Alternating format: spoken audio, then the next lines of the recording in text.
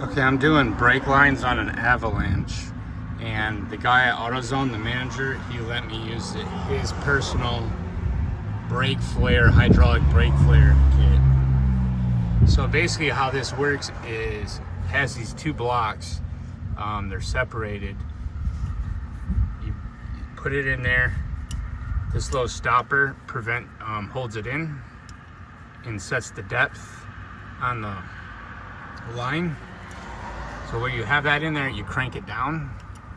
You want your gap closed up.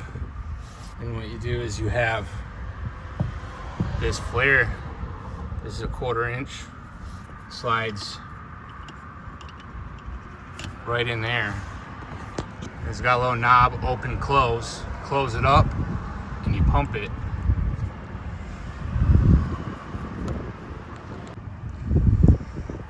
So pump it up. It just guides in there on its own.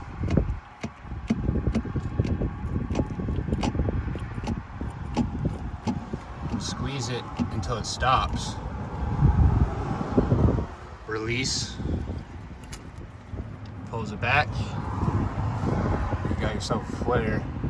That is single flare.